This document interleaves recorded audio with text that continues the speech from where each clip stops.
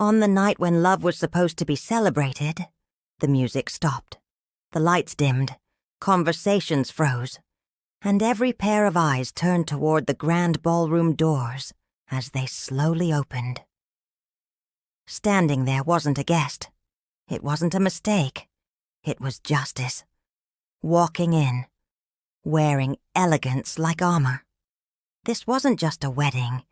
It was the final act of a carefully written plan. A plan created by a woman who had been humiliated, underestimated, betrayed, and was now ready to flip the entire narrative in front of hundreds of people. Imagine being the groom, moments away from your happily ever after, only to watch your empire crumble, your lies exposed, and your future vanish, right in front of the woman you once called your wife. Sounds cinematic? This was very real, and it was only the beginning. There are relationships that begin quietly, and there are those that begin like a promise written in gold. Their marriage seemed like the latter. To the outside world, they were the perfect couple. He, the charismatic executive with confidence that filled every room he walked into, and she, the elegant, composed woman whose silence was often mistaken for fragility. Friends admired them. Relatives envied them. Society applauded them. They looked like a success story, crafted for glossy magazines. But what happens when a beautiful picture is painted over cracks? When the frame is polished, but the canvas beneath is already tearing? Behind closed doors, their life wasn't built on love and mutual respect. It was built on convenience, image, and a growing imbalance of power. He didn't just enjoy success. He became intoxicated by it. And slowly, the man she had once loved began to disappear, replaced by someone colder, louder, and disturbingly proud of his own reflection. At first, the differences between them seemed harmless. He liked attention. She preferred peace. He loved introducing himself as the man who built everything from nothing, while she allowed the world to believe whatever made him comfortable. She wasn't weak. She was measured, calm, and observant. But to a man obsessed with validation, her calmness looked like submission, and that miscalculation became the seed of everything that followed. Instead of valuing her quiet strength, he treated it like insignificance. Instead of appreciating loyalty, he saw it as something he was entitled to. Marriage became less about partnership and more about performance. Every dinner party turned into a stage where he portrayed himself as a self-made king. Every conversation about their life or future somehow transformed into a monologue about his brilliance, his sacrifices, his importance. And while he basked in admiration, she began to notice something chilling. The man she married wasn't merely growing distant. He was evolving into someone she barely recognized. Yet, she stayed. Not because she was powerless, not because she depended on him, but because she believed in the vows they once made. She believed in patience, in effort, in trying before quitting. She endured the dismissive tone, the subtle belittlement, the way he claimed ownership over achievements that were never his alone. She tolerated nights where he came home drenched in arrogance instead of affection. She endured public humiliation masked as jokes and private conversations that felt more like negotiations than love. Every woman who has ever loved deeply understands this stage. The stage where you try to fix what you didn't break. The stage where you hope the person you once knew will return. But what happens when patience is mistaken for weakness? When kindness is interpreted as permission? He didn't just drift away emotionally. He walked toward something, and someone else. And that's where the illusion of perfection finally shattered. His ego demanded more than admiration. It wanted worship. And when one woman refused to bow, he sought another who would. The betrayal wasn't just romantic, it was psychological. He didn't leave her because he lacked love. He left because he craved validation more than loyalty, applause more than commitment. To him, she was no longer a partner. She was an accessory he believed he had outgrown. And standing in the silence of her own home, in the life she helped build but no longer recognized, she realized something profound. She wasn't losing a husband. He was losing the only person who ever truly saw him. This wasn't the end of a love story. This was the beginning of a reckoning. One that neither of them could have imagined, but only one of them was prepared for. Betrayal rarely arrives like thunder. It creeps in quietly, disguised as late nights at work, urgent meetings, and stress from responsibilities. At first, she tried to believe him. She wanted to. Because when you've invested years of your life, your heart naturally tries to defend the person hurting it. But reality has a way of carving through illusions. His voice changed. His eyes stopped meeting hers. Conversations became shorter, colder, transactional. Like it was no longer a marriage, but a contract. He was simply waiting to expire. And then came the emotional distance that felt louder than any argument. He no longer came home seeking comfort. He came home as if he were visiting a house that didn't belong to him. That's when she understood. Something was terribly wrong. The truth eventually surfaced, not through loud confrontation, but through quiet observation. You know how betrayal leaves fingerprints everywhere. Missed calls labeled under fake names. Receipts that made no logical sense. A sudden obsession with image, appearances, and impressing people who contributed nothing to his life. And then, the final confirmation. The mistress, Vesper. A woman fascinated not by love but by power. Someone who adored his arrogance because she believed it guaranteed luxury. To Vesper, he wasn't a man. He was a ticket. Validation for her vanity. Status wrapped in a suit. And he loved every second of it. For a man like him, that kind of admiration was intoxicating. He wasn't just cheating. He was reinventing himself in the reflection of someone willing to worship him. He convinced himself he'd outgrown his wife. In his mind, loyalty looked old-fashioned. Stability felt boring. Pride whispered that he deserved more. But here's where the story shifts from heartbreak to something far more powerful. She didn't scream. She didn't beg. She didn't throw herself at his feet the way he expected. Instead, she went still, completely still. There is something terrifying about a woman who stops reacting. Because silence doesn't always mean defeat. Sometimes it means calculation. While he celebrated his freedom, she studied him.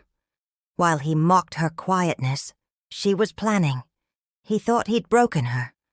But in reality, he'd simply removed the last emotional chain binding her to him.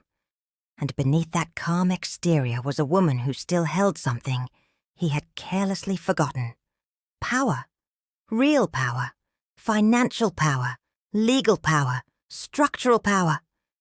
Everything he bragged about, owning. It wasn't his. He was so drunk on ego that he never realized how fragile his throne truly was. The betrayal changed everything. But not in the way he imagined. He thought his life was expanding. In truth, it was closing in. Every arrogant sentence he spoke, every insult he threw, every moment he spent praising his new queen while mocking the woman who built the life under his feet. All of it quietly stacked against him like dominoes waiting to fall. And she, the woman he dismissed as soft and powerless, wasn't plotting revenge out of hatred. She was preparing justice. Sometimes life doesn't punish through anger. Sometimes it punishes through truth. And soon, that truth would stand in front of him, in a crowded ballroom, under glittering chandeliers, in front of hundreds of witnesses, and remind him exactly who he underestimated. Divorce rooms don't echo with love stories. They echo with pride. And that day, the air in the Atlanta family court wasn't just cold because of the air conditioning. It was cold because of him. He sat there like a king being mildly inconvenienced, leaning back in his expensive suit, wearing confidence like perfume. This wasn't heartbreak for him. This was performance. He looked at her not like a woman he once promised forever to, but like someone beneath him. And the irony? He thought this was his victory lap. He believed he was free, untouchable, brilliant. He didn't come to negotiate. He came to gloat, to humiliate, to prove he no longer needed her. But across the table sat a woman whose silence was sharper than anger. No tears, no pleading, no breakdown. Just calm, measured, unreadable. And that, more than anything, should have terrified him. His words cut through the room like ice. He mocked her life. He belittled her worth. He declared she'd never survive without him. He bragged about power, money, success, acting as though he had built an empire on his own shoulders, forgetting that every brick he stood on was placed there by her family's foundation. He told her to sign if she truly had the courage to face struggle. He waved the documents at her as if he were gifting her misery. Even his lawyer smirked, confident that everything was going exactly as planned. And maybe it was. Just not for him. What he believed was superiority was actually naivety. What he believed was dominance was illusion. He didn't know that with every arrogant word he was digging his own grave. She read the contract, took the pen, and signed with a steady hand. No hesitation, no tremor, just finality. The sound of the pen against paper didn't just end a marriage. It triggered fate. He celebrated immediately. He laughed. He shook hands. He practically strutted out of that courtroom like a champion who had defeated an opponent. Meanwhile, she stood, straightened her clothes, and walked away. Not as a defeated woman, but as a strategist who had just completed Phase 1. Because while he thought he'd taken everything, he had nothing. While he felt powerful, he had no control. While he believed he had trapped her, he had actually signed the document that freed her hands completely. That's the thing about arrogance. It blinds you. He walked out believing life had given him permission to start fresh with his mistress, to flaunt wealth freely, to live like a king. But power only belongs to those who truly hold it. And the truth? He never did. He only borrowed it, until the real owner decided it was time to take it back. So, if someone were to freeze that moment in time, they'd see a man smiling because he believed he'd won, and a woman who didn't need to smile because she already knew what was coming. Her silence wasn't surrender. It was strategy. Her calm wasn't weakness. It was control. And that courtroom wasn't the end of their story.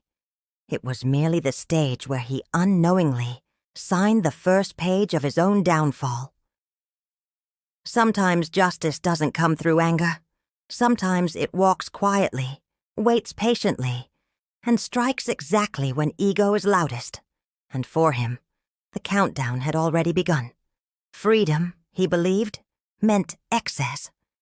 And as he walked out of that courthouse, grinning like a man reborn, he had no idea that his freedom had already been measured, calculated, and quietly dismantled behind the scenes. While he was busy planning celebrations, she was already in motion. Sitting in the back seat of a sleek black sedan, she opened the tablet that connected to the empire he claimed as his. With a few decisive taps, illusions turned into reality. His privileges, cards, access, authority, all of it existed only because she allowed it. And now, she no longer did. Accounts he believed belonged to him. Frozen. Credit cards he flaunted like trophies. Disabled. Financial power he boasted about in every conversation. Gone in seconds. Not out of rage, not out of spite, but out of necessity. This wasn't revenge, it was accountability. And for the first time, the world around him would stop protecting his ego. It's almost poetic how arrogance collapses. Not with thunder, but with quiet realizations. That evening he was already planning champagne, luxury, and laughter. He wanted to celebrate his victory. Prove to everyone that leaving his wife had no consequences. But consequences don't call first. They arrive. The first sign came like a glitch. A declined purchase here. A transaction failure there. An account suddenly inaccessible. Annoying, yes. But in his mind, still dismissible. He blamed the bank. He blamed the system. He blamed technical issues. He blamed everything except the truth. He had never truly owned anything. He had been living inside a castle, yes, but it wasn't his kingdom. He had mistaken access for ownership, privilege for power. He thought success was his right, when in reality, it had always been borrowed time. And now, the clock had finally struck. Meanwhile, she didn't rush. She didn't panic. She didn't celebrate either. She simply watched. For years, he had underestimated the very foundation that supported his life. He saw himself as the creator, but he was merely a participant in something far bigger than his ego could comprehend. And at last, reality adjusted itself. The confident CEO persona he performed for the world began cracking, and panic slowly crept into his voice. When your entire life is built on image, what happens when that image starts fading? He felt the first ripple of fear, the unsettling awareness that something was wrong, really wrong. But pride is stubborn. Instead of slowing down, instead of reassessing, instead of humbling himself, he pushed forward harder. Bigger parties, flashier decisions, more public displays of success. He believed confidence would save him. But confidence without substance? It only accelerates the fall. And she knew he would react that way. She knew him better than he knew himself. That's why she didn't argue, didn't confront, didn't shout when everything first began unraveling. She allowed him to walk straight into the storm he created. Because some lessons can't be explained. They must be experienced. A lifetime of entitlement had convinced him he could never lose. He thought she'd crawl back. He thought she'd regret leaving. Instead, she was quietly reclaiming everything he assumed he'd taken with him. Power shifted. Balance returned. And while he laughed under chandeliers and bragged about a new life, fate had already written a different climax for his story. One where the woman he mocked would stand tall, and the man who believed himself untouchable would finally learn just how fragile arrogance truly is. There's a strange irony in watching someone build a future on foundations that don't exist. While his finances silently crumbled, he decided to host the kind of wedding people brag about for years. Not a quiet ceremony, not a modest celebration. No, this had to be grand, decadent, theatrical. A $350,000 spectacle designed purely to prove one point, that he was still powerful.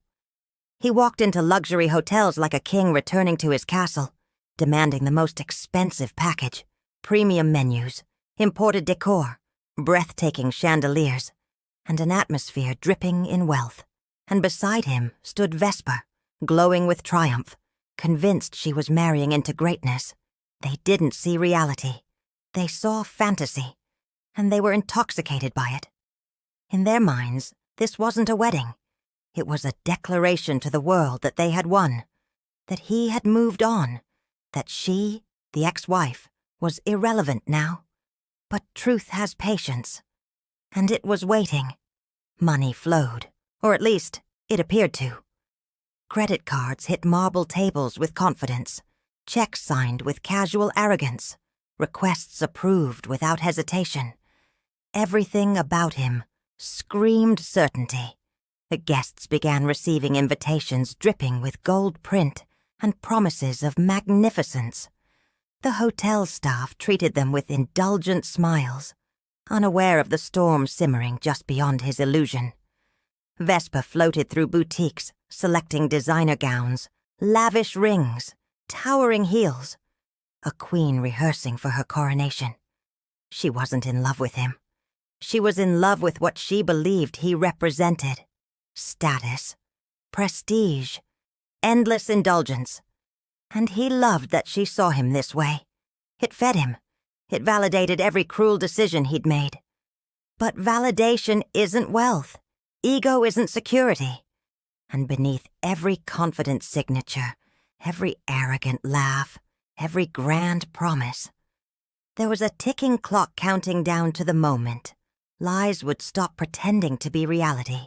Yet even in his bravado, fear began whispering. A declined transaction here. An uncomfortable pause from a hotel manager there. Financial systems glitching. Accounts suddenly unresponsive. But did he slow down? Did he question anything? No. Instead, he doubled down. Blamed banks. Blamed systems. Blamed anything but himself. Pride won again, as it always had. Instead of accepting reality, he tried to outrun it. Instead of retreating, he pushed forward harder, louder, more extravagantly. Meanwhile, Vesper's expectations grew heavier, almost suffocating. She wanted more sparkle, more grandeur, more spectacle. For her, this wasn't just a wedding. This was proof that she had won the competition she'd been playing in her head. And he? He was too terrified to admit that the throne she coveted was already collapsing beneath him. But weddings built on lies don't create love stories. They create stage sets. And this wasn't a love story anymore. This was theater. One in which every guest would unknowingly buy a front-row ticket to the most humiliating performance of his life. Chandeliers would shine. Music would swell. Guests would toast.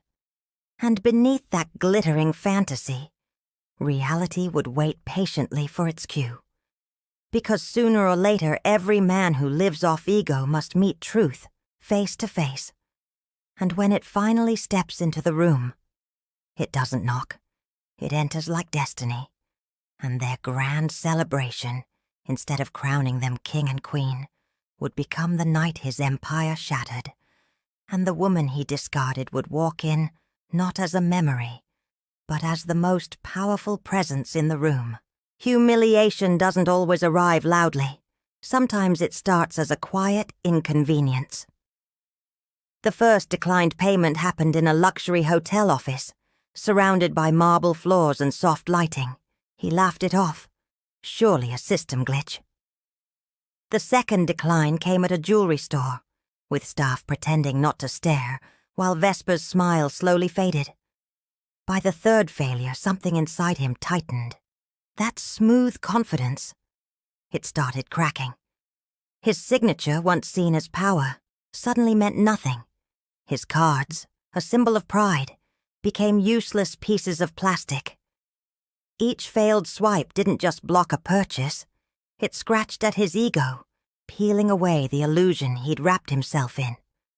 How does a man who built his identity around status react when the world stops believing his performance? He didn't soften. He panicked. He didn't reflect. He blamed. And the spiral began. Vesper noticed first. Not the love vanishing, because love was never really there, but the lifestyle trembling. Her excitement shifted into irritation and then suspicion. The queen she imagined herself to be suddenly looked like a woman gambling her future on a crumbling throne. Whenever a payment failed, he created a story. Bank systems down, suspicious activity blocks, high-value client protections. Lies layered over panic, pride layered over fear. But the world doesn't bend forever for ego. Boutique managers demanded receipts. Hotel managers demanded reassurance. Vendors began to hover. The glamorous facade of his life now stood surrounded by questions, and every answer he gave sounded weaker. In public, he laughed. In private, fear gnawed at him like fire under glass, unseen but scorching everything inside. Even then, instead of stopping, instead of facing reality, he pushed forward harder. If his world was collapsing, he'd rather drown in extravagance than humble himself. He promised transfers he couldn't make. He wrote checks he couldn't cover. He pretended control while losing it completely. The humiliations kept stacking. Bank freezes, asset flags, even car financing rejections that branded him risky. And slowly, whispers followed him. Staff who once bowed now watched him with guarded suspicion. Business partners questioned silently. And Vesper. She stood beside him not as a supportive bride, but as a woman calculating whether he was still worth the fantasy she had built around him. The luxury environment that once validated him now felt like a spotlight, exposing everything he desperately wanted to hide. And somewhere far from his panic, she, the woman he discarded, watched everything unfold with quiet certainty.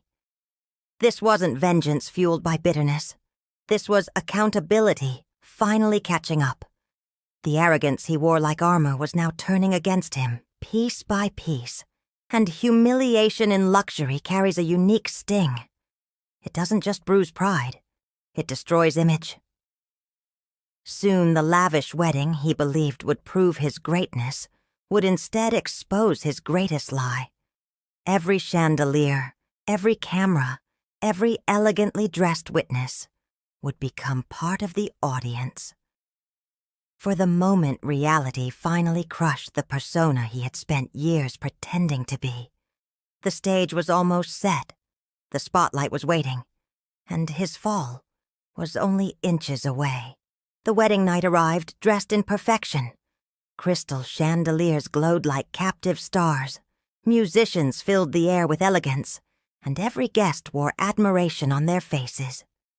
To anyone walking into that ballroom, it looked like the grand celebration of love. To him, it was supposed to be his crowning moment, the final proof that he'd won. He stood at the altar, smiling, shaking hands, greeting powerful guests, pretending confidence, while fear quietly twisted in his chest. The hotel manager's watchful gaze followed him like a shadow. Vendors hovered politely but expectantly. Yet he continued smiling, performing, lying even to himself that everything was under control. Sometimes pride forces a man to keep dancing, even when the floor beneath him is cracking. And that night, the cracks were widening. Beside him, Vesper floated through the ballroom, radiant in lace and diamonds, living the fantasy she had chased. She saw luxury. She saw status. She saw validation sparkling around her. What she didn't see, because she refused to, was tension tightening the air like a drawn bow. Guests admired the decor, whispered about the cost, and waited for spectacle. Meanwhile, he battled a storm inside. Every polite smile he gave came with the fear that someone would demand payment. Every clink of a glass sounded like a countdown. Still, he clung to denial. Ego rarely allows humility, even when disaster is inches away. So he pressed forward, laughing louder, boasting harder, shining brighter, as if noise could silence truth. When the host invited him to the stage for his grand speech, he walked confidently, lifting the microphone like a king about to declare his dynasty. For a fleeting moment, he truly believed he had escaped. But destiny has impeccable timing. As his speech ended, something shifted. First, the lights flickered. Then they dimmed. Music halted mid-note. The ballroom, once glittering, inhaled into darkness. Guests murmured in confusion. The sound system died in his hands, leaving him standing helplessly in a thick, tense Silence. Before panic could spread, the grand double doors at the back of the ballroom began to open. Slowly. Deliberately. Light from the corridor poured in, framing two figures like a scene from a film. One woman dressed in quiet power, the other a man with authority written into his presence. It wasn't chaos entering, it was judgment. Guests turned, whispers warped into gasps. And his heart? It didn't sink. It shattered. Because standing there wasn't coincidence. It wasn't an interruption. It was the reckoning he never believed would arrive. Security didn't move to stop them. Staff didn't question them. The room didn't resist. Power doesn't shout to be recognized. It's recognized instantly. And as she walked forward with dignified calm, escorted not as an intruder but as someone the entire building seemed to respect, everything shifted. The woman he'd mocked, underestimated, humiliated, and discarded, was now the most commanding presence in the room. Guests whispered her name. Business elites recognized the man beside her, Mr. Zephaniah, and fell silent. Vesper's smile finally cracked. His confidence dissolved into dread. In that instant, he understood. This wasn't a scene. It was a verdict. This wasn't an ex-wife crashing a wedding. This was the rightful owner, returning to claim truth. And as she took her seat at the VVIP table like she owned the room, because she did, the night transformed. The celebration of lies was officially over. The night of reckoning had begun. Silence filled the ballroom, thicker than the darkness that had swept through moments before. Then, like a judge stepping into court, Mr. Zephaniah took the stage. His voice didn't need theatrics. It carried authority, history, and truth. He didn't yell. He didn't threaten. He simply spoke, and the room listened. He dismantled the fantasy Thayer had been living with the precision of a surgeon. Piece by piece, lie by lie, illusion by illusion. The big screen behind him flickered to life, not with romantic photos or sweet declarations, but with cold corporate truth. Charts, ownership records, legal documents, the kind of paperwork that doesn't care about ego or pride. Thayer wasn't a self-made mogul. He wasn't a visionary leader. He wasn't even the architect of the empire he bragged about. He was, in the simplest and most humiliating terms, an employee, a temporary face sitting in a seat that never belonged to him. And the rightful power? It belonged to the woman calmly seated in the front, Lysandra. Gasps rippled across the ballroom. People who once bowed to him now watched him like a fraud, unmasked. Thayer's face drained of color as the truth kept coming. Not gossip, not accusations. Documented fact displayed in front of hundreds of witnesses. His wealth? Company assets? His luxury lifestyle? Borrowed privileges? The mansions, the cars, the cards? None of them were truly his. They belonged to the Vandross family trust. And the woman he had belittled as powerless. She was the majority shareholder, the strategic brain, the real authority behind everything he once flaunted. Vesper's face shattered. The dream she thought she married into evaporated in seconds. Her future wasn't gold. It was panic. Thayer tried to fight back, yelling over a dead microphone, shouting that it was all lies, desperately clinging to the narrative he'd built his pride on. But ego has no defense against proof. The room saw him, truly saw him, and there was nowhere left to hide. Then came the final blow. The legal sword he never saw coming. The verbal humiliation alone might have destroyed his reputation. But this wasn't about embarrassment. This was about consequences. And Mr. Zephaniah delivered them with perfect clarity. The divorce papers he had smugly signed. They weren't just freedom documents. Hidden within them was a clause that transferred financial liability for every unauthorized expense, every reckless decision, every company loss under his tenure. directly to him. Overnight, the man who mocked responsibility became personally responsible for millions in damages. Numbers don't feel, but they can crush. $7 million in losses. A $350,000 wedding he had no legal right to charge. His debts were no longer theoretical. They were enforceable. And right on cue, legal teams and police stepped into the ballroom. Not with drama, with purpose, with authority. The spectacle he wanted became a courtroom. The celebration became an execution of truth. Guests stared, stunned. Cameras rose. Whispers became shockwaves. Thea fell to his knees as his fantasy burned around him. Vesper no longer looked like a bride. She looked like someone trapped in a nightmare she never prepared for. Everything he'd built with lies collapsed in a single night, not because fate was cruel, but because arrogance eventually invoices reality. And in that ballroom, under the very chandeliers he rented to impress the world, he finally understood the gravity of underestimating the one person who had always been real. Lysandra didn't gloat. She didn't need to. Power never needs to scream. She simply watched as truth did the work. And with every revelation, every gasp, every terrified heartbeat echoing through the room, one undeniable fact settled over everyone present. This wasn't revenge.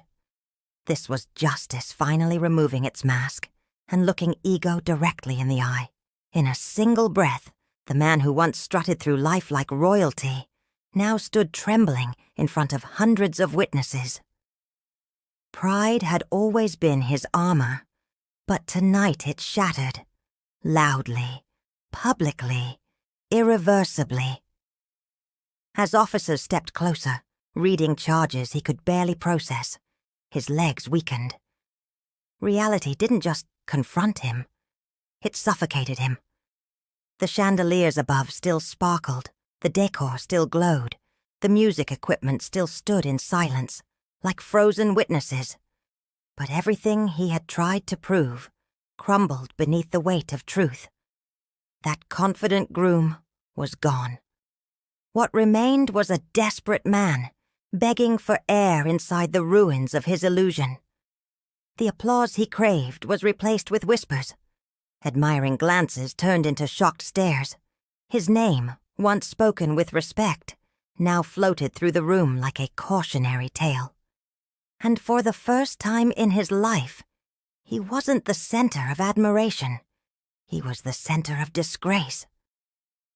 Vesper's fantasy collapsed alongside him. Her diamond tears weren't from heartbreak. They were from terror. She wasn't crying for love. She was crying for lost luxury, lost image, lost status. She screamed innocence, claimed ignorance, tried to pull away from the mess. But contracts don't care about emotions. Her name was on paperwork. Her signature sat beside his. And suddenly, the woman who thought she was ascending into royalty found herself trapped inside a nightmare of bills, legal accountability, and humiliation she couldn't escape. Staff no longer saw her as a glamorous bride. They saw her as a liability. Guests watched, phones raised, recording every meltdown. The fairy tale she tried to steal turned into a storm, swallowing her whole. She wasn't standing beside a king anymore. She was standing beside a man stripped of crown, throne, dignity, and illusion. And the realization burned as deeply as the shame now staining her gown. Then came the final emotional blow, the collapse not of finances, but of ego. He dropped to the floor, hands cuffed, pleading. Not like a leader, not like a man, more like a frightened child begging the world to turn back time. He called out for the one person he believed would still save him, the woman he once mocked, the woman he betrayed, the woman he dismissed as weak. He begged Lysandra with broken desperation, promising change, promising remorse, promising anything if she would just rescue him one more time. But this wasn't the past. This wasn't the marriage where she carried his mistakes and paid his debts. This was the moment where she finally chose herself. She didn't yell. She didn't gloat. She simply looked at him with calm, heartbreaking finality and let him face the consequences he created. Sometimes the most powerful no in the world is spoken in silence. And as police led him away, the ballroom shifted from chaos to stunned quiet. Guests finally understood what they had truly witnessed. Not drama, not scandal, but justice. A man who hid behind ego finally stood naked before truth. A mistress who chased glory discovered the emptiness behind stolen crowns. And a woman once underestimated reclaimed not just power, but dignity, peace, and closure. The king had fallen, but in truth he was never a king at all. He was a man borrowing a crown, wearing confidence like a costume, mistaking borrowed privilege for destiny. That night stripped everything away, leaving only reality. And reality was merciless. The world outside that ballroom would soon erupt with headlines, gossip, and viral clips. But for him, this wasn't a story.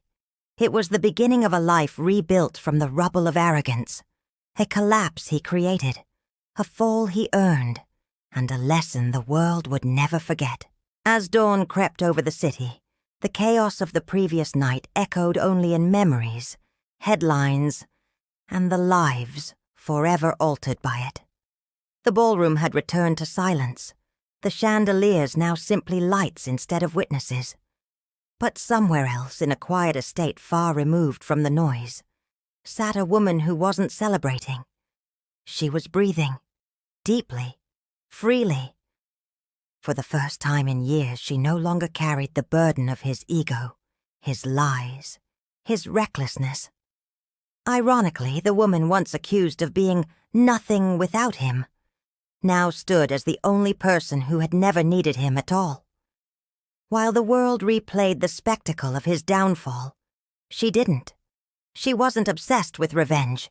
She wasn't addicted to the drama. Justice had already spoken, and she didn't need to relive it. Closure wasn't loud. It was quiet. And in that quiet, she rediscovered herself. She reflected, not as a victim, but as a survivor. Years of being underestimated had taught her strength that no one applauded. Years of betrayal had taught her clarity no wealth could buy. She remembered the girl who once believed love meant tolerating disrespect. She remembered the wife who forgave when she should have confronted. She remembered the woman who stayed silent while being slowly erased from her own life. But that woman no longer existed. In her place now stood someone refined by fire, steadied by pain, and empowered by truth. This wasn't a story about destruction. It was a story about rebirth. She didn't destroy him. He destroyed himself. She simply stepped out of the ruins and chose not to be buried beneath them. Meanwhile, the consequences of arrogance continued spiraling through his world. Legal battles, financial collapse, public humiliation, realities he could no longer talk his way out of. Vesper, too, learned the cruel truth about chasing power without principles. It comes with a price. Their lives, once filled with glittering illusions, were now coated in the dust of accountability. But fate isn't cruel. It's corrective. And correction rarely feels gentle. For him, this was the first time life denied him an escape route. For her, it was the first time she felt no obligation to fix his mess. Sometimes poetic justice isn't watching someone fall. It's realizing that you no longer have to fall with them. And so, the story ends not in bitterness, but in strength. A woman walked through heartbreak, betrayal, humiliation, and silence, only to emerge standing taller than ever. This wasn't revenge. This was restoration. This was dignity reclaimed. This was the triumph of grace over cruelty, strategy over impulse, truth over ego. And for anyone watching, one message lingered long after the lights dimmed.